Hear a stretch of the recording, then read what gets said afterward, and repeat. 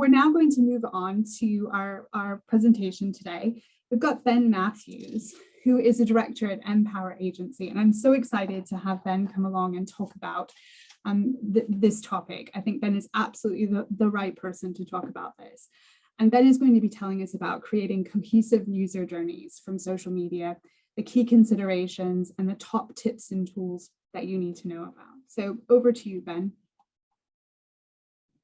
Great, thank you very much, and hello everyone. So excited that we've got so many people interested in this topic, and yeah, not daunting at all that we've got over 100 or so people here, which is fine.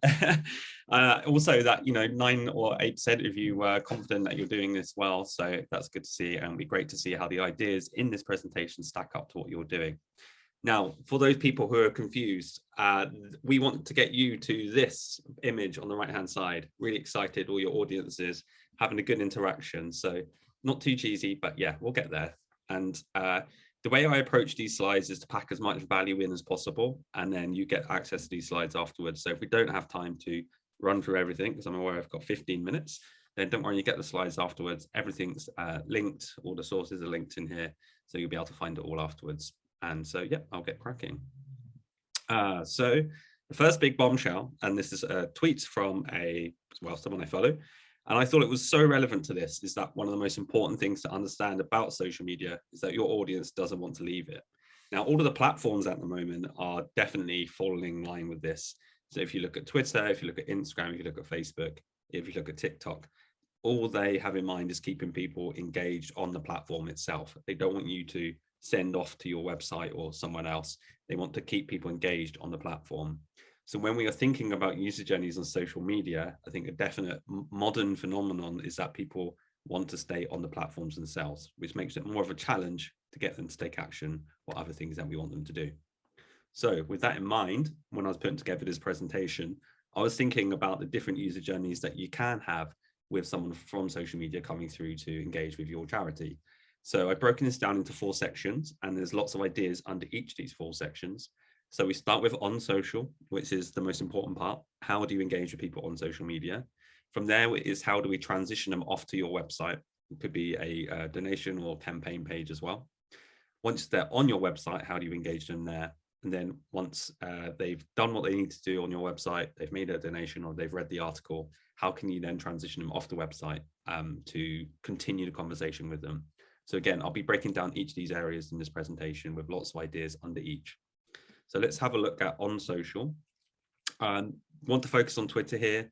Yesterday was International Women's Day, so I went and had a look at a really good example of a thread. This is from an organization called Level Up, and they had a really good thread all about the background of where the day came from and the history of workers and women's rights. So the source is linked to there, so you can see it, but it was a really nice, engaging thread. And you can see from some of the engagements that they got on the right-hand side here, the thread worked really well. So you'll see this a lot as well in the algorithm of Twitter. They are promoting Twitter threads a lot. So rather than just posting one individual tweet about one topic, can you think of ways to put multiple tweets together into a thread? And that means that, again, that people didn't even have to leave the platform. They can just continue to engage and consume your content in a thread on Twitter itself. So starting with Twitter threads as an idea of engaging them. And again, thinking about how you can get your content onto Twitter without forcing people to leave the platform.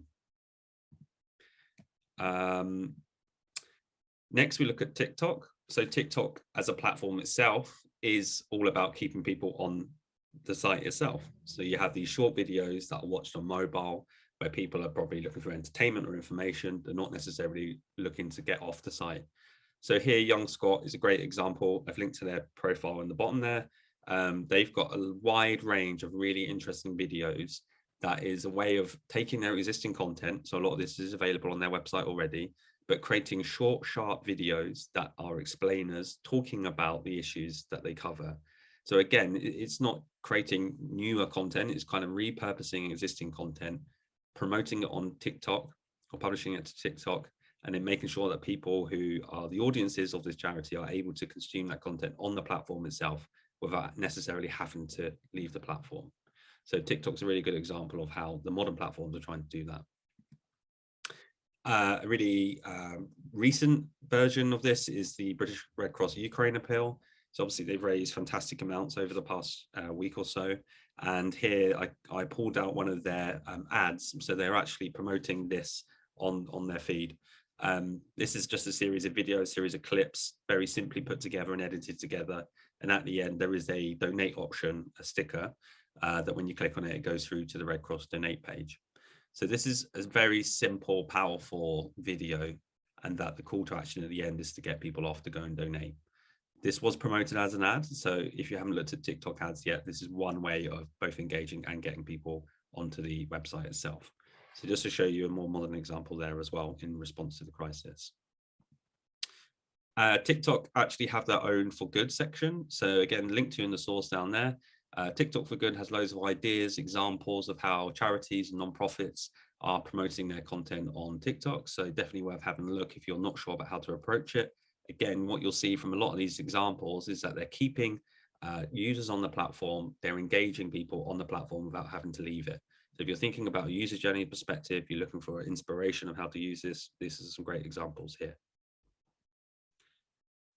One other interesting thing we saw as we were preparing this was that some organizations are actually taking content from one platform and repurposing it for another. So here you can see Citizens Advice, and this is actually their pinned tweet at the moment, is simply a TikTok video where one of their staff is explaining the energy price cap and what it means for prices. So basically they've put this as the pinned tweet. It's a TikTok video. And underneath that, they've got a thread explaining a bit more and pointing to other information, other articles. So the idea here is that you don't need to recreate new content for each platform. You can repurpose it across different platforms and make the most of the format of those individual platforms in order to get the most engagement or effectiveness or reach.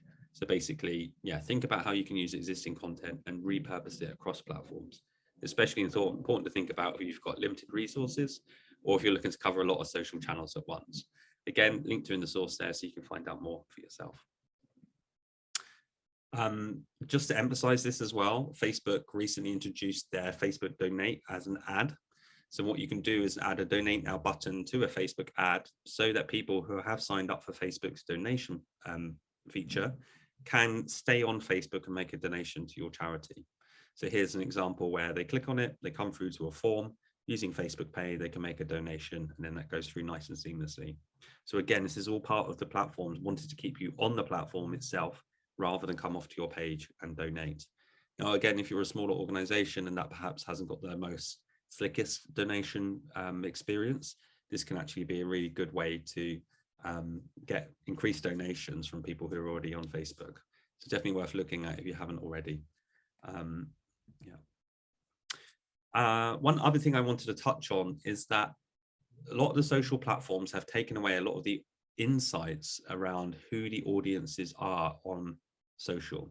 So what I wanted to do here was show a few platforms which are free or have free levels and that allow you to find a bit more about your followers, about the kind of things they're interested in, the kind of the connections they have, and the kind of influence levels they have. This platform Audience, for example, it's linked to there. There is a free level where we'll analyze your existing followers. And from there, you're going to be able to understand a bit more about them and the topics they're interested in. So if you are planning a user journey, you are planning to get that audience from social and onto your website and beyond, then these kind of insights, these kind of demographics that you get access to can help you better plan those user journeys and kind of plan what content you should be posting to your social channels. So well worth having a look at that. Follow Wonk is another one, which has been around for quite a while now.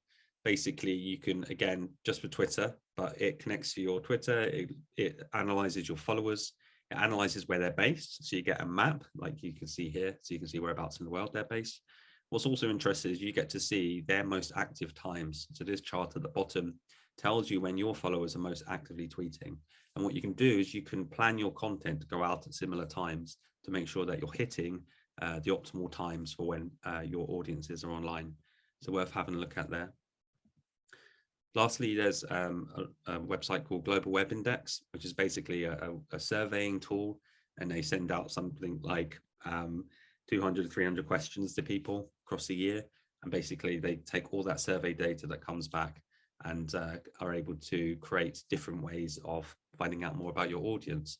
So you get the questions, you can find out what the answers are, the different groups, and then from there you can categorize people into different areas. Again, there is a free version of this that you can take a look at and see if it suits your needs. But again, the emphasis here is that if you are on social and you're looking to create user journeys, then finding out about your audience is really essential. And these are some of the tools that you can use to help flesh that out. So just on the left there, I've just summarized those points in the on social element. Hopefully lots of ideas there that you can take away and investigate more. So now we've looked at keeping people on social, let's look at how we can get people from social onto your website and some of the user journey things to think about here. So I looked at RNLI and I think they've done a really, really good job of doing this. So their Twitter profile at the moment has this powerful video. So the video is actually 2 minutes long. It shows the RNLI crew rescuing a group of refugees. And you can see on the left-hand side, this is the tweet. There's just a strong statement, strong messaging about what they're doing, pointing to the video and letting people watch it. So it's showing rather than telling. Then beneath that, so they only have one tweet underneath it in a thread, is a call to action to donate. So if you're watching that video, you find it really powerful, and then you then scroll down, you get this tweet here, which links through to their donate page. And you can see the amount of retweets and likes that's had. So that will be spreading really far. So again, RNLI have got a great example of how to use Twitter threads to transition people away to your website. One useful tool that might be worth looking at if you don't already is called Linktree. Now, Linktree is a single link that you can use to add to your bios of your social media channels. So for example, on Twitter, on Instagram, you only have one link available for people to click on your bio. By using Linktree, it takes you through to a landing page, as you can see on the right-hand side here. And on that landing page, you can add different signposts to other areas of your organization. So yes, you might point to your website, but you might also point to other social channels, a campaign you have running, a donation page, lots of different ideas about where you can send people. So rather than having to constantly update and change that link, you can actually just update in the back end this Linktree menu on the right hand side, and people can then find out more there. So it's a really smart way of just making efficient use of all your links. So the link is down there, well worth having a look at. And again, there is a free version of it to try out. One thing I also wanted to look at was when you are thinking about user journeys from the website, where are the most popular channels that people are being referred to? So again, this is a report that came out in January. It's repeated every year, and so it's been built up over time. It's from an agency called We Are Social and Hootsuite, the social media publishing platform. I've linked to the source there again, so you can go and check it out for yourself. There's a whole load of data in there. What I wanted to show here was basically which social media channels do refer the most people. So what you can see here is that Facebook is still the most dominant platform for referring people to your website. Next, you have Twitter and Pinterest, interestingly. And then we go down to some of the, still popular, but not so great at driving traffic, Instagram, YouTube, and you've got LinkedIn down there as well. So if you are wanting to get people from social onto your website, then really you should be concentrating on Facebook, Twitter, Pinterest. And for platforms like Instagram and YouTube, it's much harder to transfer people across. So ideally, focus on Facebook as an example. One other thing we considered when we think about a user journey is having social landing pages. So with Linktree, you are using a service to try and direct people to different places using that one link in the bio. What you could also think about is having a landing page on your website rather than using a service as well.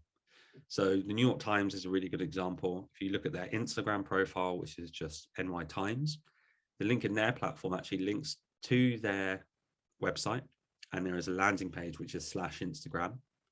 The second panel here the second panel here shows you what it looks like, and it's almost Instagram-esque in its design. So it's still square images, and these images are replicated on the Instagram feed. So if you click through here, you'll see the image that you were interested in on this landing page as well. The difference is each of these squares is clickable. So on this example, we click on that picture of the tree in the snow, and it comes through to the story on the New York Times website itself. So this is a really nice user journey. You go from the Instagram profile to a bespoke landing page which replicates the Instagram images, and from there you can click on them to go to the Instagram or the actual article itself.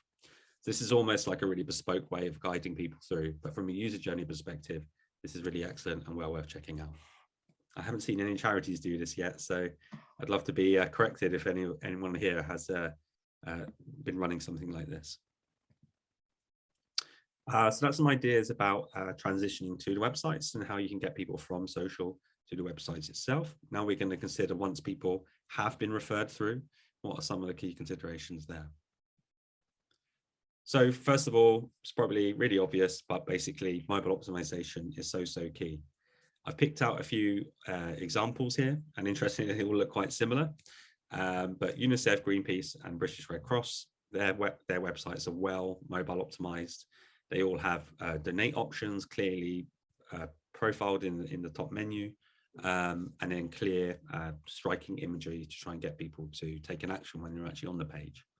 So 100% make sure that your website is well optimized when people are landing on the website. Part of that includes the loading speed. So any delay in how quick your website takes a load, especially on mobile devices, can lead to conversions, loss in conversions.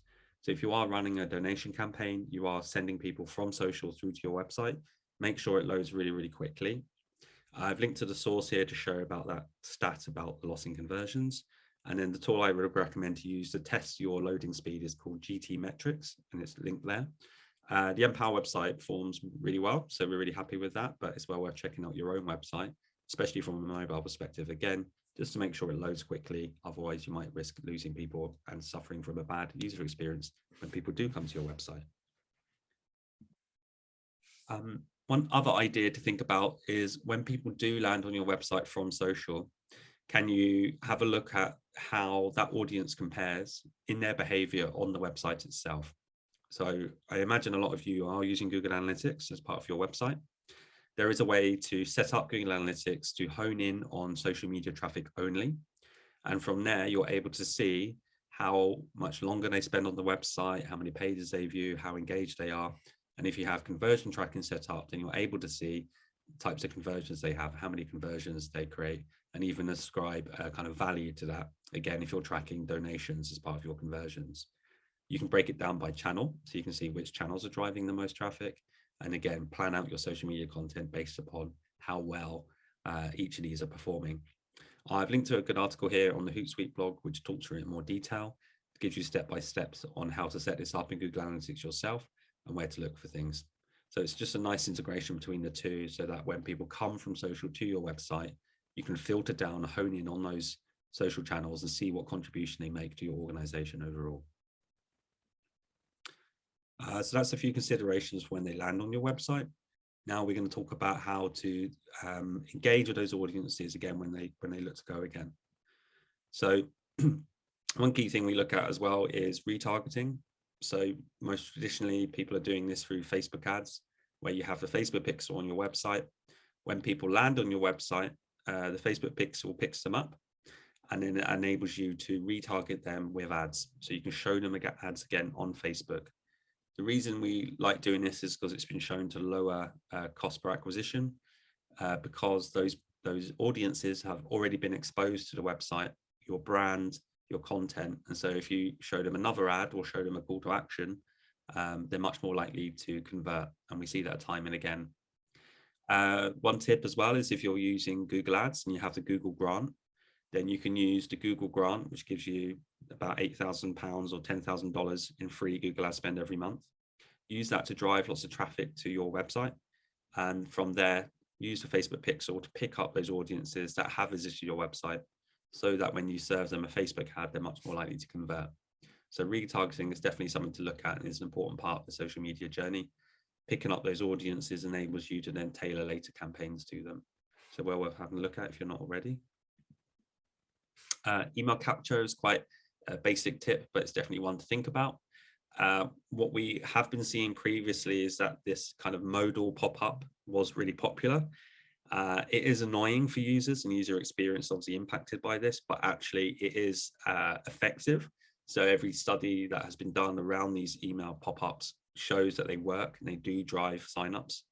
One tip we would have is try and create some kind of value proposition around these pop-ups. So rather than just saying, give us your email address and we'll send you loads of emails, try and give some kind of value exchange, explaining why they should sign up, what's the value, what they kind of going to get from these emails that mean that they're worth opening. So try and do that.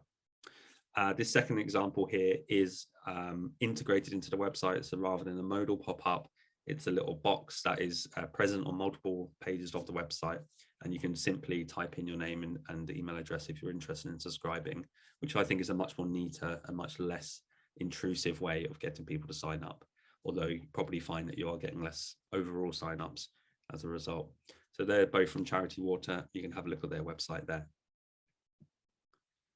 One other thing to think about is Facebook groups. So Facebook groups are really effective at the moment at creating spaces where your most engaged audiences can come together to talk to each other and join in on things like Facebook challenges if you're doing fundraising or events, basically getting people together under or hosted by your organization. So this kind of bridges both, is people staying on the platform. So if they're on Facebook anyway, they're part of the Facebook group, they stay on there, and Facebook group updates often appear in the newsfeed quite prominently at the moment. And then alongside that, if you have people coming to your page from social, finding a bit more about your organization, your events, can you point them back to the Facebook group, transition them off there to try and at least capture their interest and try and get them to be further engaged. So we're thinking about Facebook groups if your organization is not using them already and how you can keep people engaged there. So that's a few ideas there. Obviously, I put them into buckets here to try and structure this out a bit, but obviously a lot of these are applicable across different areas. There's lots of ideas in here that I hope have triggered some useful insights, some useful things to go and test and think about, and then hopefully you can make some changes that will improve the user experience for your users when they come from social. With that in mind, we have some exercises that Vanessa and I have come up with. I'll leave it there with a nice picture of our team and my contact details if you want to follow up with any questions. Otherwise, I'll stop sharing and hand back to Vanessa for the next part of the session. Thank you. That's great. Thank you so much, Ben. That was a fantastic presentation. And I can see a lot of nodding faces. I think a lot of people found that really, really helpful. So thank you for that. And thank you too to everyone in the audience for your fantastic peer-to-peer sharing in the chat. I loved it while you were presenting, Ben. Lots of people were asking questions about different, channels and social media and how does this work? And lots of people were chiming in and answering those. So I love that. Thank you all very much. I've got time for one question for you, Ben, and it's a specific question about a specific platform, and it's about LinkedIn. We probably all have a love-hate relationship with LinkedIn. I know I personally do. Do you have any ideas for keeping people on LinkedIn, and do you think articles are still useful anymore? Yeah, what we're finding is that the articles are still useful. So what's known as the Pulse platform. One of our clients is actually part of the LinkedIn influencer platform, which is where if they're a prominent position in society, they can be made an influencer. And they do emphasize using the articles or Pulse feature. So yes, you should do that. The other thing that's coming is a newsletter function. So we're part of the beta program for that. And basically it's a bit like Substack, if you've heard of that, where when you publish an article to LinkedIn, it then gets automatically emailed to all of that person's followers, and notifications pop up as well. So it's really important to do that actually. And again, I would think about using existing blog posts or content and publishing them as articles rather than reinventing the wheel. The only thing to consider is SEO there, and you want to publish to your website first. Make sure Google picks it up first, so you get the SEO traffic. And then once Google has seen that you're the originator of the content, publishing it on LinkedIn, and then you're safe. If you publish it too soon on LinkedIn next to the website, LinkedIn has such powerful SEO that you might find that your article on your website doesn't pop up over LinkedIn. So definitely post to your website first.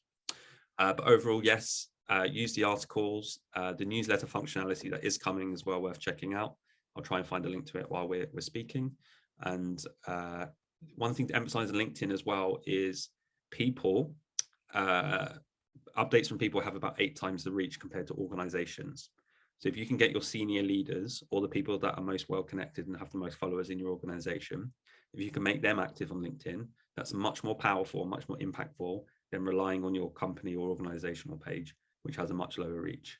So almost plan, how can you get your CEO or your senior spokespeople to post more on LinkedIn? That's brilliant. Thank you so much, Ben. Fantastic answer. I'm going to move us on now to the facilitated exercise.